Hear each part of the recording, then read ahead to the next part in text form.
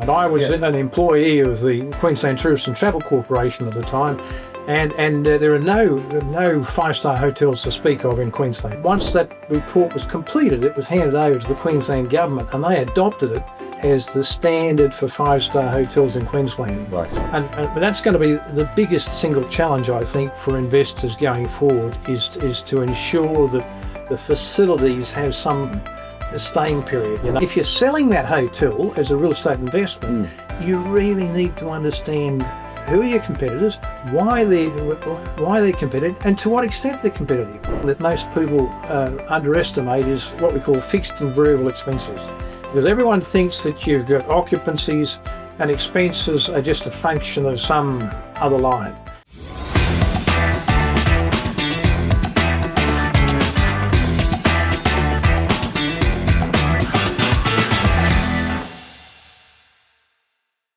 And welcome back to another podcast with Geonet Properties, host Mark Reed, myself. I've got a guest for you guys today, and for everybody that will listen to this, that is contemplating hotel investments and all of the science that goes on behind it. What drives a hotel room investment? What drives any type of hotel investment? I've literally picked the guy globally to help us with that and to take us through it. I'm talking more than 55 years worth of experience guiding organizations, guiding property management companies. I'm talking the global beasts of the world. I want to introduce to you, from his company is called Hotel Investment Strategies, Mr. Ross Woods. What an honor to have you here. Well, it's an honor. I have been following you for so long, and to have you to my podcast studio was a buzz. Well, that's very, very kind of you, Mark, and I'm delighted to join you here in Bali and to discuss hotel investments that have been pretty close to my heart as well as my wallet for a long, long time. Yeah, good that you've been able to tie that together. Yeah. Good that you've been able to tie that together. So I kind of want to give people just a very brief highlight reel. In the 70s, and we just had this conversation, viewers, listen to this. We just had this conversation. In the 70s, Ross had to define what a five-star hotel was and then wrote the classification, the identification criteria and the classification criteria for what we now consider these days as a five-star hotel. Is that right? That's correct. This is for the Queensland government. I was an employee of the Queensland Tourist and Travel Corporation at the time. And there are no five-star hotels to speak of in Queensland. There were a couple of motels up on the island resorts, and there was a new hotel in Brisbane. And the question was asked, what is a five-star hotel? So I had the brief to get in contact with authorities overseas. I remember going to the Hawaiian Visitors Bureau, as well as a number of major tourism organisations in North America to determine what constituted a five-star hotel in terms of the facilities and the layout and the configuration of facilities, food and beverage, things of that nature. So that was, and then once that report was completed, it was handed over to the Queensland government, and they adopted it as the standard for five-star hotels in Queensland. Way back. Wow. So writing literally the textbook. Yeah. Well, I wish it were a textbook. I think it was probably about 20 or 30 pages in length. But your experience spreads now quite a few years, but you've become now a global authority on how to invest, or not how to invest, but why to invest, but also how to break down the science of investing. When you're talking, I listen because, and even when you're posting, I listen because my mantra is to bring the best opportunity in this genre, in this industry, to my investors, to those that are now watching and will watch now for, this will be watched forever now. So my entire mandate is to create the best possible investment opportunities within the hotel investment industry itself. I want to know, from an investor's point of view, what's the upside of investing in newly built hotels, because we offer newly built hotels. Yes. So rather than buying an existing one or buying into an existing one, we build new hotels. Yes. What are the benefits that you can see quite off the bat? Yeah, well, I guess the first thing would be that there isn't a lot of functional obsolescence in a new hotel. Okay, break that down. One would hope that with interior design and architects and all those people involved in the development, the design of the hotel, that they're taking into account all the needs and wants, economically justifiable on behalf of clients and operators. So it's not as though you're buying a hotel that's 15 years old that has a lot of functional obsolescence. Right. And that's going to be the biggest single challenge, I think, for investors going forward is to ensure that the facilities have some staying period. Right. That you don't. So they attract more than they subtract from the experience of a guest. Yes. Oh, yes. Yeah. Very, very, very, very important. And of course, one of the challenges for investors is that they may need to have significant renovation after 8, 10, 15, 20 years. Yeah. And so that's To reimagine spaces to make them absolutely to optimize the experience, but also the profitability of said asset. That's right. Yeah. Well, if you think about technology and where we've come from, even in the space of the last 5 years, with smartphones and digitisation, that's just the start of it. We're only just touching this whole industry. And so I think in 5, 10, 15 years' time, the product that we see today will have changed, and those that are going to be successful investments are those that have maybe incorporated certain things in the design that they can. I often think about Bill Gates, Microsoft. He developed a home in Seattle, and he developed it not knowing what was going to happen in 40 years' time. So the design, there were vacant rooms in this, in this house. He didn't know what he was going to utilise and what he was going to call. Now, I'm not suggesting that for hotels, but that sort of gets the flavour across that what we see today could well be vastly different from what might be there in 10, 15 years. Yeah, and I think also more in terms of brand alignment. Yes. You have to make sure that if I'm building something new, that brand has a very, very good grip on what's current, what's happening, and do they actually have a progressive management style? Yes. Well, I think they have to be totally open to not fads, but substantive trends. And I think about the classification of Gen X's, Gen Y's, Gen Z's. There are very significant characteristics of these cohorts and these groups that have different demands on hotels and what hotels are providing. When we've discovered this part of our creativity, we also discovered that we had to meet our creativity I'm talking now about our design and our development team, right? We are building now. We are in the hotel building bracket now. Yes. We're not just in sales and marketing. We've not only nailed our audience as far as what our investors need, but we want to protect that pipeline and make those hotels ourselves, because we're looking at not only how it has to function from an investor's point of view, but we wanted to onboard this opportunity to build a pipeline full of product that can be sold and yield very well. But obviously, we wanted to bring in some progressives that are in property management, that are backed up by all that data that you love, that understand the tourism data. And we onboarded Flight Centre. Yes. So Flight Centre have, obviously, everybody knows Flight Centre. If you're watching, Flight Centre. Now they have that company called Cross Hotels, which is their property management company. Yes. We're aligned with them. And when I've told people what we're doing that for, it's like, well, if you understood what was happening at a granular level with the data that they have, and you had a blank canvas for a hotel opportunity, how would you paint that canvas? Yes. And that's what we're talking about, right? They can see the trend happening 3, 4 years, 5 years ahead. Yes. We like to make sure that we're around all the smartest people. So welcome. Well, thank you. But we also view them as a vital, crucial partner because we can get the data that we need Yes.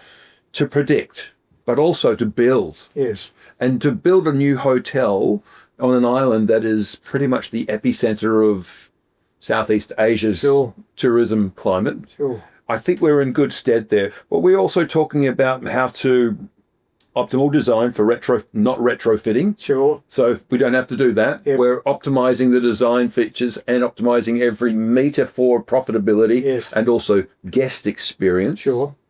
Because as you said, the technology these days runs on reviews. Sure. Right. Sure. Well, the other thing in terms of guests, the whole concept of personas are becoming personas very, very important. Yeah. And in terms of the design, I mean, if I were involved in providing assistance for an interior design firm and architectural firm, I actually would employ focus groups of people who are experienced hotel stayers, and and to look at the personas and the needs and wants of those personas in a hotel environment. And if we're building it to them, let's listen to them. Yeah. Oh, yes. Yeah. I mean, any architect should be. I mean, he should be going back to revision school every other 6 months because things are changing so rapidly. Yeah.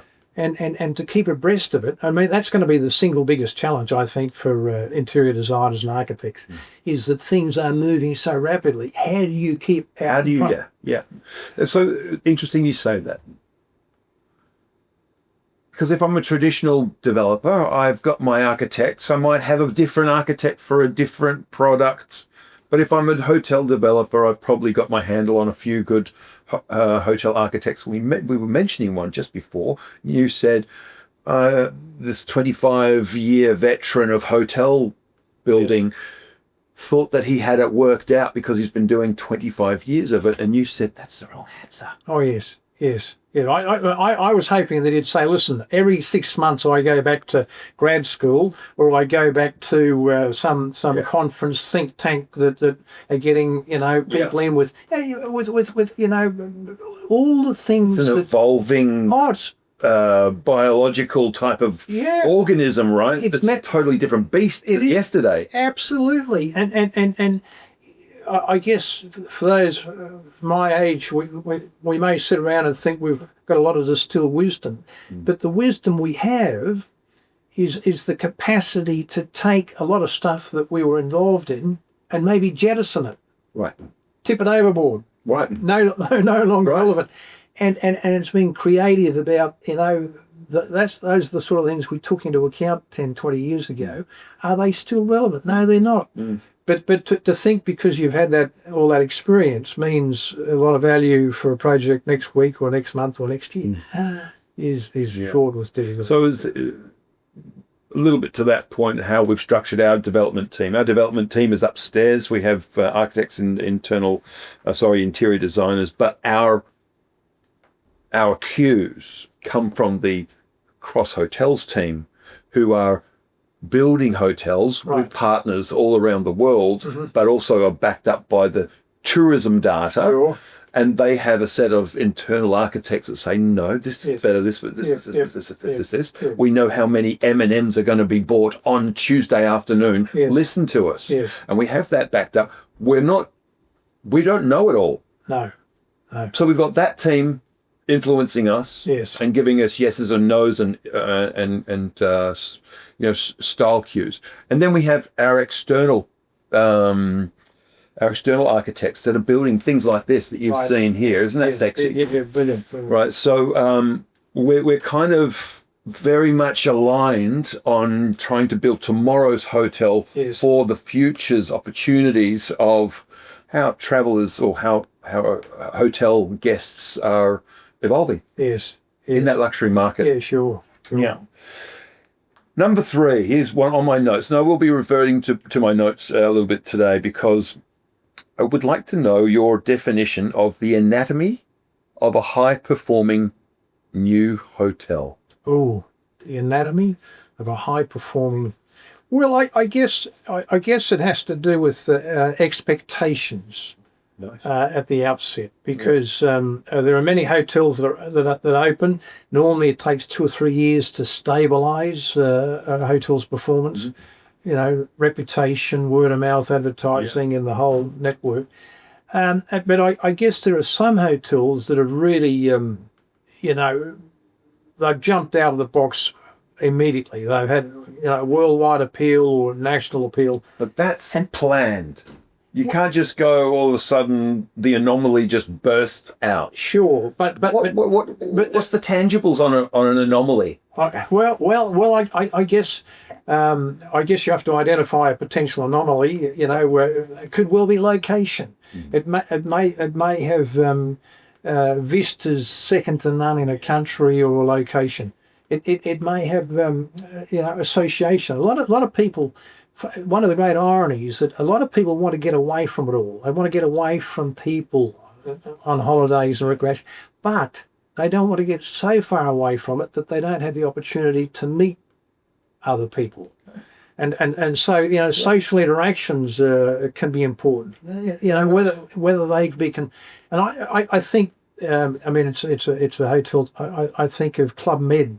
Now I know Club Med is a shadow of what it was, but Club Med 40 years ago. Had the opportunity used to mix and mingle people. And they were the world's.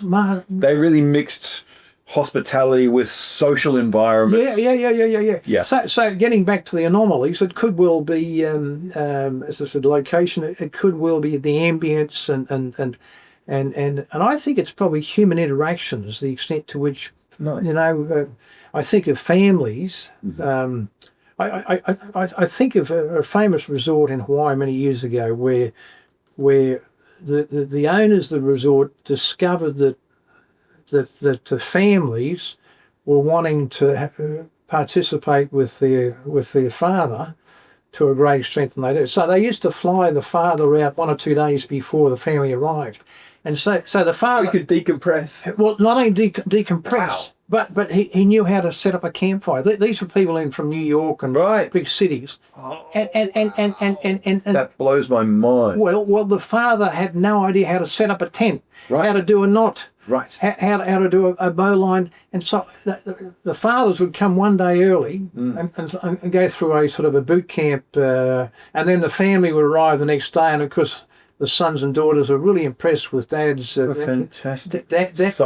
fantastic insight that is, to know your guests well enough to offer that. Well, that was. I mean, you talk about the anomaly. Was that an anomaly? It was very successful, and it became quite famous in Hawaii, in one of the islands of Hawaii. I mean, the anomalies are many and varied. I believe. The more I get myself into this hospitality industry, building industry, the more people I meet like yourself, I realize that you can create your anomalies if you're truly passionate about your guest. Yes. Well, the other thing I was going to say, most people in the hospitality industry think that hospitality starts at the airport and arrives when you send them on a Continental Link and then you send them off. But the people's experience of a resort may start 6 or 8 weeks before they go to the resort. That. Well, they explain it. Well, the issue of status and being able to say at your country club that you're going away to the Ritz-Carlton resort in 6 weeks' time. Yeah. You're taking your family skiing. So all this prelude. Oh, wow. All this prelude to a holiday stay or staying in accommodation can be not manipulated, but postcards and things used to be sent to people saying, and then long after you say goodbye to your guests, for another 6 weeks, those people will retire back to their country clubs and to, I was going to say nursing homes or wherever. But so hospitality it involves much more than just the stay at a hotel. Yeah. And because these people who are staying at your hotel paid a lot of money have now got bragging rights. Yes. Right? Yeah. They're out back telling their friends at the country club that they had 3 weeks So the psychology of travel and hospitality, I think, needs to be extended. That people need to understand that you're just not talking about a check-in, check-out, and something in between. From a position of forecasting returns, I think we can. Okay, there's a new build hotel. Forecasting returns, meaning we've got investors that are so excited that they're in it. We're excited. We're building this now. In 2 to 3 years' time, they will be moving into, well, they will have handover literally of their hotel investment. Right. It will become operational. They will start receiving operational revenue. That's of our own hotel from this point on.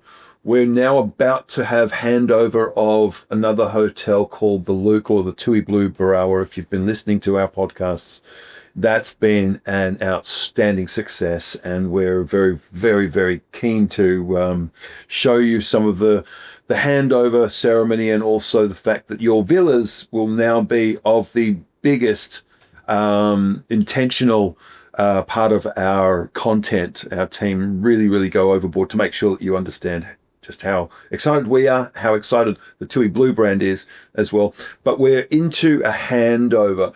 A handover then becomes where the rubber meets the road. Revenue starts coming in. Long before that, there was forecasts. We need to know if it's feasible. Now, if I had to give you a nickname, it would be called Mr. Feasible. Right. Because I know that's your T-bone steak. Right. What makes a new build not only feasible but able to be forecasted? Right. Give me some of those elements. Sure. Well, I guess the first thing we need to identify is the potential competitors for a project. I mean, Nice. Absolutely. No hotel exists in isolation. Nice. And so you need to stand back and take a real critical view of competitors. Now, most people don't do it. Yep. They take a pretty simplistic approach. Our hotel's located here. We think that there are we're special. And there are 6 hotels that we think we might compete with. Yeah. And that's the extent of it. Now, if you're selling that hotel as a real estate investment, you really need to understand who are your competitors, why they're competitive, and to what extent they're competitive. Yep. Some hotels may be straight up and down, just direct, one-on-one, this is our major competitor, right? But there are 3 other hotels that could capture 5 or 10% of our competitive market share. Right. And they're competitive, but to a lesser extent. So that's the first thing that you. So comparisons. Yeah. Knowing who your competitors are. Yeah. And how they could impact you as a business, or how you might impact their market share. Their market share. Well, essentially. And do we need the same market share? Or is there somebody we can go after? Is there a demographic, an audience type that we can all share? It may be that you may be in a marketplace where you have another competitor, which is a direct competitor, which may mean that you need some diversionary, not strategies, but some secondary markets that you need to, depending on seasonality and all that sort of. Yeah. So that would be, I think, coming to terms with competitors. And why they're competitors, to what extent they're competitors, is very important, and looking at how your project is going to compete in this competitive sense. And it could well be that it's highly competitive for 6 months of the year, not so competitive for the remainder, because other brands or other groups may have a bigger entree into Australia or Southeast Asia or wherever.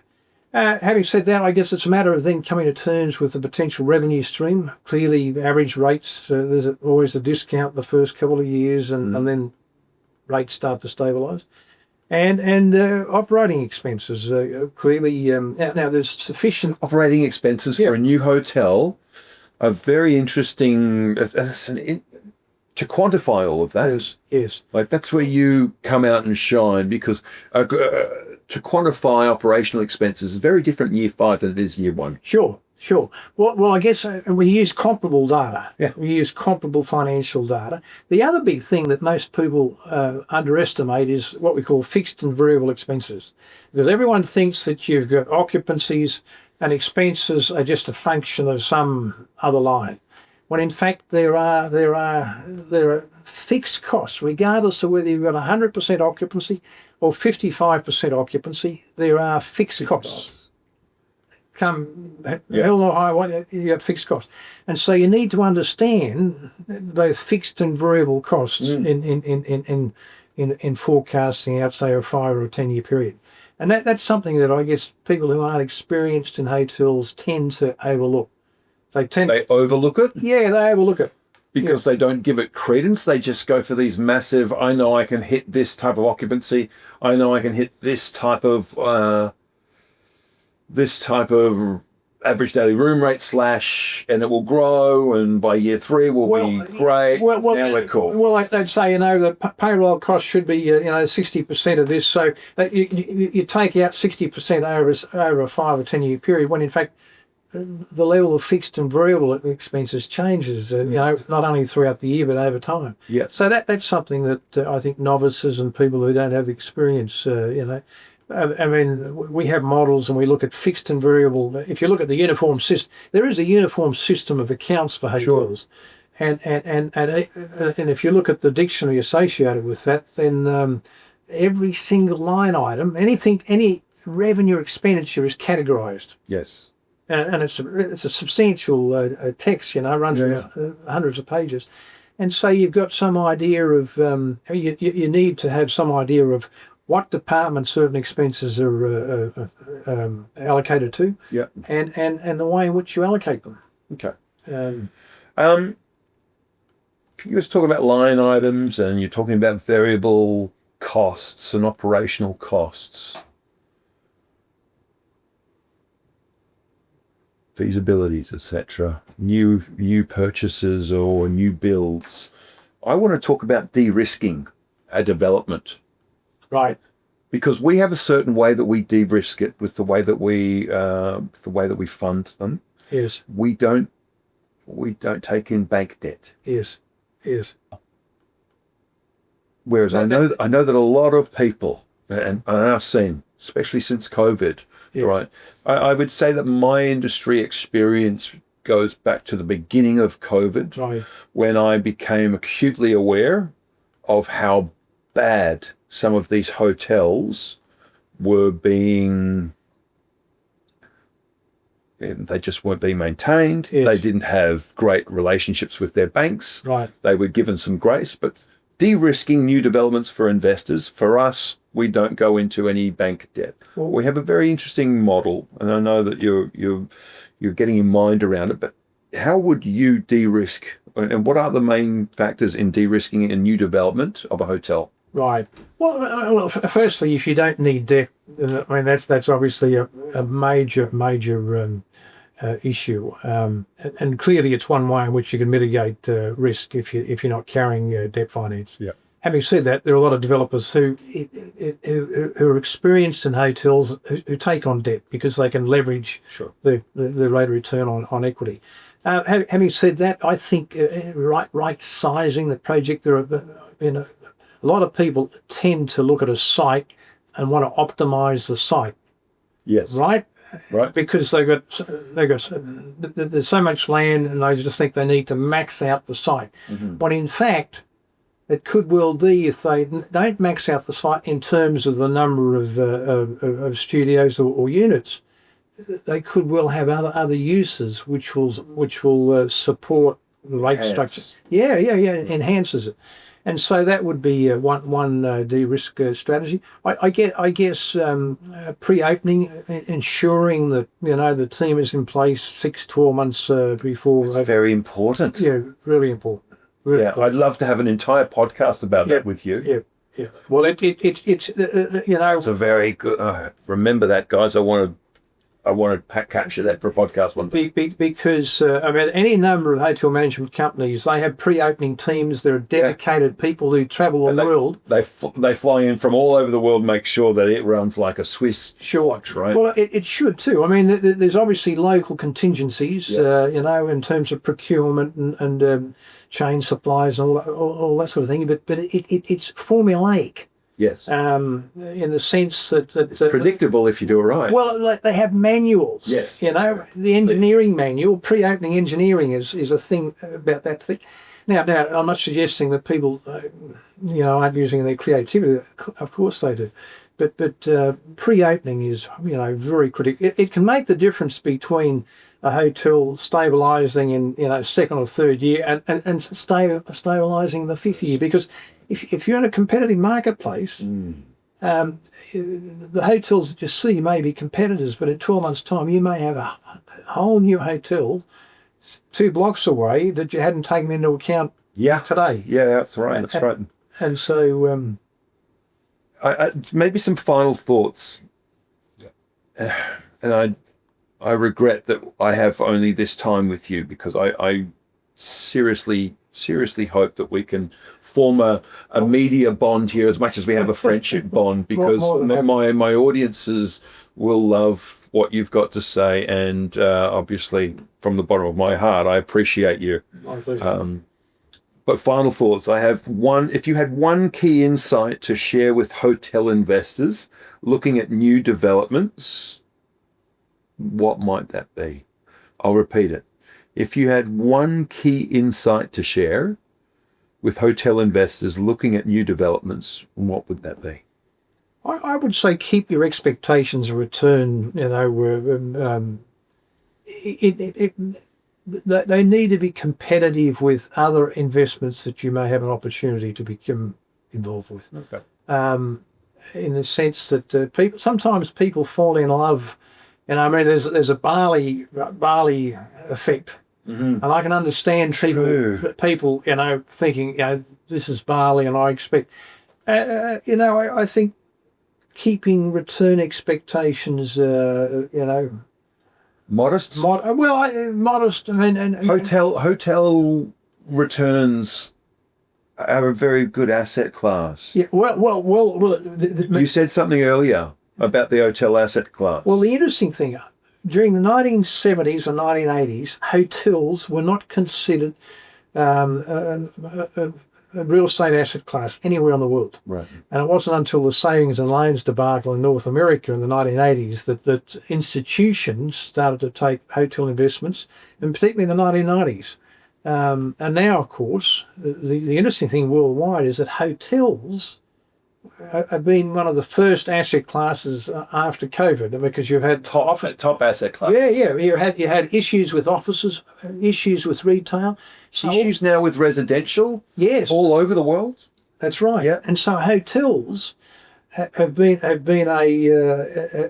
sort of a breakout asset class. And now hotels in the year 2025, they're now seen as a legitimate asset class amongst institutional investors, private equity groups, family offices. Oh yeah. And so back in the 1980s and 90s, there are people. The people who were looking after hotels in those days often came from shopping centres and retail. Right. And of course they thought didn't really have a flavour of how this works. Yeah, well, very, very different asset class. Exactly. It's not commercial, and it's a break-off commercial. Well, it's a very, very. It's short-term. And there's no leases. Right. Oh, you tell me there's a lease. There's a lease, one for tonight. Yeah. One every night. Yeah. One every night. And so that in itself, I think, is developed some gravity. So you would, and we'll close with this. Hospitality or hotel asset class is a respectable institutional private equity, family office, high net worth individual asset class that should be taken very seriously as a great investment opportunity. We're going to wrap with that. Thank you very much. I really respect. That was a great answer, by the way. I appreciate that. But that is the way it is, and that's how you've seen it for many years. Sure. Guys and girls and teams and people and partners, strategic partners, hospitality investors alike. Hope you enjoyed that. It's a taste of what's to come. Hopefully I can strike a deal with Mr. Ross Woods and we can do this on a more constant basis, because you live here now in Bali and I'm going to hold you to that. I'd love to see you here more. Thank you very much for tuning in. Would love for you to go and check out Ross Woods's company. It's called hotelinvestmentstrategies.com. That's correct. .com. He's also a guest speaker at hundreds of different events, and a worldwide authority on this matter and all things hotel investments. So again, we would love for you to also dial up, give us a call, write us a message, send us an email, and take this journey very seriously. It's a journey for not only the rich and famous now and the strategically wealthy funds in the world, but we are able to give you something in this asset class for a very, very low price, sub $100,000, and even fewer, less than that. We have many hotel investors giving us testimonials. You can be part of that. Thank you for joining us. That's me, Mark Reed, and this is Geonet Properties Podcast.